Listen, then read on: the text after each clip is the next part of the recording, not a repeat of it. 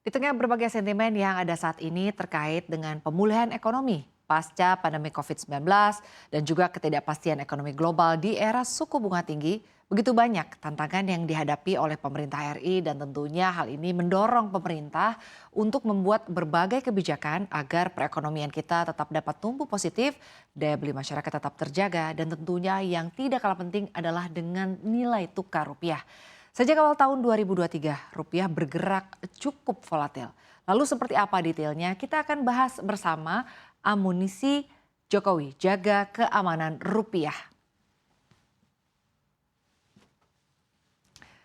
Iya pemirsa, setelah hampir 7 bulan, perencanaan Presiden Joko Widodo ini akhirnya menaikkan peraturan terbaru yang mengatur devisa hasil ekspor atau DHE sudah terbit ya. Dan selama ini Indonesia memang selalu diresahkan dengan kebiasaan eksportir yang menyimpan dolarnya di negeri jiran Singapura.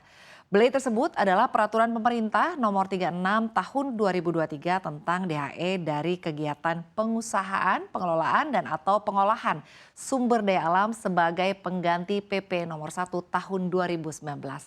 Aturan ini mulai berlaku pada 1 Agustus 2023 di mana para eksportir ini nantinya harus memiliki escrow account yang terhitung mulai aturan ini berlaku.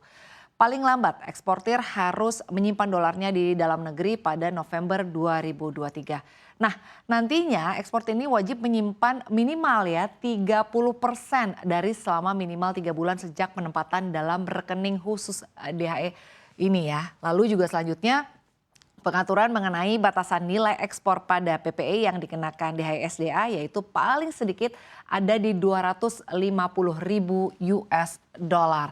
Nah ini angkanya tentunya cukup banyak begitu ya. Dan juga PPI ini juga nantinya menetapkan pemberian insentif atas DHSDA yang ditempatkan berupa fasilitas perpajakan atas penghasilan dari penempatan DHSDA termasuk penetapan sebagai eksportir bereputasi baik bagi eksportir yang menempatkan DHSDA pada rekening khusus DHESDA.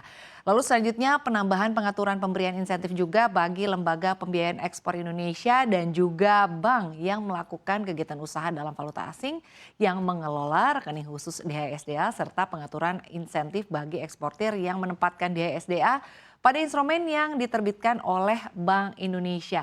Ya, terkait sanksi nantinya pemerintah ini akan mengenakan sanksi administratif ya jika nantinya eksportir ini lalai dalam menempatkan DHSDA ke dalam bank di dalam negeri.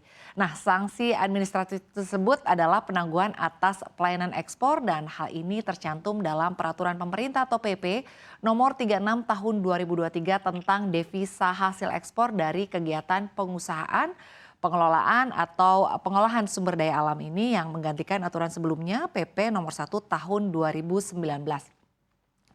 Susiwiono Mugiarso, Sekretaris Kementerian Koordinator Bidang Perekonomian menyampaikan keputusan Menteri Keuangan KMK akan mengatur mengenai komoditas apa saja ya yang DHE-nya akan diretensi di dalam negeri. Sementara peraturan Menteri Keuangan akan menetapkan aturan sanksi. Sementara itu Bank Indonesia juga nantinya akan mengeluarkan 4 macam peraturan dan OJK akan menerbitkan surat edaran untuk perbankan. Nah ini adalah aturan term deposit valuta asing DHE yang berlaku sejak 1 Maret 2022 ya. Jadi Bank Indonesia ini sudah meluncurkan instrumen operator atau operasi moneter term deposit valuta asing devisa hasil ekspor yang berlaku efektif pada 1 Maret 2023.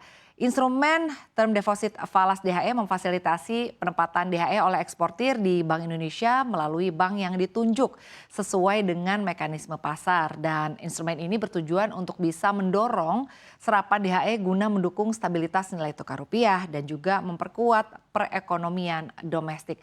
Eksportir ini dapat menempatkan dana dari rekening khusus atau Reksus DHE melalui appointed bank kepada Bank Indonesia dan pertanggal 1 Maret 2023 untuk tahap awal terdapat 20 appointed bank yang dapat menempatkan dana nasabah eksportir DHE melalui term deposit falas DHE di Bank Indonesia.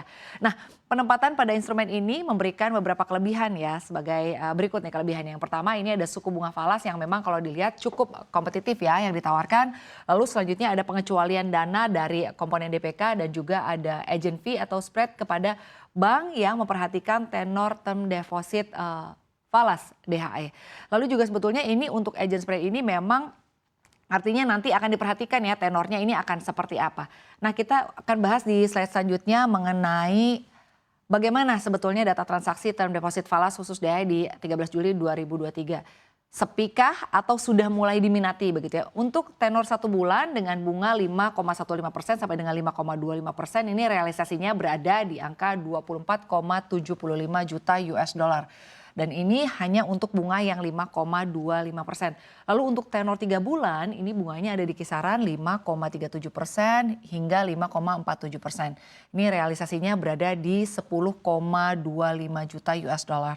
Lalu untuk yang tenor 6 bulan bunga 5,54% sampai dengan 5,64% ini realisasinya masih nihil ya. Sekarang kita bahas untuk yang di tanggal 18 Juli 2023. Kita lihat untuk tenor yang 1 bulan di bunga 5,18% sampai dengan 5,28%. Ini realisasinya sudah berada di 1,5 juta US dollar. Dan lalu juga kita lihat untuk tenor yang 3 bulan ini bunganya ada di 5,37% sampai dengan 5,47%. Ini realisasinya ini ada di 38,5 juta untuk yang bunga 5,47% ya. Lalu untuk yang bunga 5,42% ini ada di 9 juta US dollar. Nah, sementara untuk yang tenor 6 bulannya di bunga 5,51% sampai dengan 5,61% ini realisasinya nihil ya. Sebetulnya kalau kita lihat bunga yang ditawarkan ini cukup kompetitif ya jika artinya para pelaku ekspor atau eksportir menyimpan dananya di negara tetangga atau di luar negeri. Bunga yang ditawarkan oleh negara kita ini memang cukup baik, bahkan boleh dibilang cukup tinggi. Kita lihat saja ke depannya akan seperti apa perkembangannya. Apakah akan semakin banyak diminati oleh para pelaku ekspor atau eksportir, mengingat juga sebetulnya kalau misalnya mereka ini tidak menyimpan dananya di dalam negeri akan dikenakan sanksi administratif. Dan kini kita sama-sama akan membahas mengenai bagaimana sebetulnya tren pergerakan rupiah seiring dengan berbagai kebijakan yang diberikan oleh pemerintah ya. Nah, rupiah memang untuk di hari ini saja sudah kembali melanjutkan penguatannya di tengah gempuran sentimen negatif utamanya dari Jepang dan juga China ya. Dilansir dari Refinitiv, rupiah ini menguat 0,07% terhadap dolar Amerika Serikat ke angka 14.980 rupiah per 1 dolar Amerika Serikat. Nah, kalau kita lihat artinya apresiasi rupiah di hari ini kembali melanjutkan penguatan yang terjadi di Selasa pekan ini, artinya Selasa kemarin ya. Dan penguatan nilai mata uang Garuda ini dipengaruhi sentimen positif dari dalam negeri, dan kalau kita lihat juga ada dari pasar saham yang sepanjang pekan lalu dari tanggal 10 sampai dengan tanggal 13 Juli 2023 ini terjadi net buy atau beli bersih sebesar 7,1 triliun rupiah, dan net buy berada di untuk surat berharga negara berada di 6,54 triliun rupiah. Nah, capital inflow tersebut menambah pasukan dolar Amerika Serikat di dalam negeri sehingga tentunya ini membantu ya untuk pergerakan dari rupiah atau membantu dari penguatan rupiah. Nah, penopang rupiah lainnya juga datang dari dirilisnya aturan mengenai devisa hasil ekspor atau DHE ya. Aturan DHE ini diperketat karena memang eksportir wajib menyetor minimal 30% DHE selama minimal 3 bulan, dan tentunya nanti ini ke depannya ya diharapkan bisa meningkatkan devisa negara sehingga ketahanan eksternal tentunya akan semakin kuat. Nah, kalau kita lihat juga sentimen dari luar negeri ya, sentimen positifnya ini dari melemahnya juga dolar Amerika Serikat. Indeks dolar kembali melemah ke 100,04 pada hari ini, dan posisi tersebut lebih lemah ya jika dibandingkan pada Selasa dan juga Rabu di mana indeks dolar ini melesat ke 100,28. Nah, menghijaunya kinerja bursa Wall Street dan juga optimisme pasar mengenai pelonggaran kebijakan Bank Sentral Amerika Serikat The Fed ini ikut mengerek penguatan dari rupiah. Kita lihat juga ini ada sentimen lain begitu ya. Untuk impor sendiri sebetulnya sudah terkoreksi selama 3 bulan beruntun. Alhasil hal ini bisa memberikan dampak ya pada penurunan permintaan dari Jepang yang mana produk dari negara lain termasuk juga Indonesia. Padahal sebetulnya kalau dilihat ya, Jepang ini adalah pasar ekspor terbesar kedua Indonesia sepanjang tahun ini setelah China. Dan berdasarkan data Badan Pusat Statistik atau BPS, ekspor Indonesia ke Jepang terus mengalami penurunan sejak Januari 2023 dari 1.889,6 juta US dollar menjadi 1.449,9 juta pada Juni 2023, di mana ekspor Indonesia ke Jepang pada Januari sampai dengan Juni 2023 tercatat 10 miliar US dollar, yang mana ini adalah anjlok ya 7,54% dibandingkan periode sebelumnya. Nah, kita lihat saja ya ke depannya akan seperti apa. Apakah kebijakan-kebijakan yang diberikan atau dibuat oleh pemerintah ini mampu membuat perekonomian kita cukup resilient gitu ya di tengah berbagai tantangan, dan juga apakah mampu untuk tetap membuat rupiah berada di tren penguatannya?